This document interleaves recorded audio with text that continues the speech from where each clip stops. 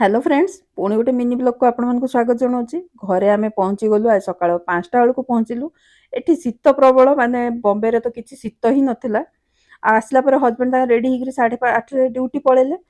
मु मोर बाहरली प्रसाद देवाई 12:30 बेलू टाइम हो जलखिया खाई मोर गली प्रसाद देवी बोलिकी कहीं सिद्धि विनायक दर्शन करूँ ना प्रसाद भोग तो दवाक पड़ो से गली घर को फेरला बेलू 3:30 होगला कहीं एत दिन पर गले ना बसिक गपा गुपी एमती कला बेलू 3:30 आसला बेलू क्षीर धरिकी आसती।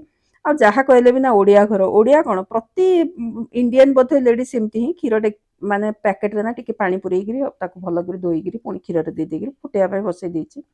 मो परटा कर आज मोर टिफिन दबार नाला हजबैंड ऑडिट चलती सेपटे खाइले से मो सकाଳେ जो परटा कर हजबैंड को देती सेठू अटा थी मोर ए परटा कर खाईदेली। खाइला पर पलि आसली बेडरूम को माने जो कपड़ा मेंचे आ रोग पुराणा रोग आसला मात्र के सब काढ़ी धोइबा सुखेबा से धंदारे थी ना आसिक फोल्ड फोल्ड कर कंबल फंड सब काढ़ी बेडसीट चेंज करदेली। आ लास्ट वीडियो कहली ना मुंबई रू मु चोरी करी गछ ताकू संध्या टाइम मिलला मु गछ सागे सागे लगेबार लगिली ना गछटा सुखी ना भल लगे मोटे।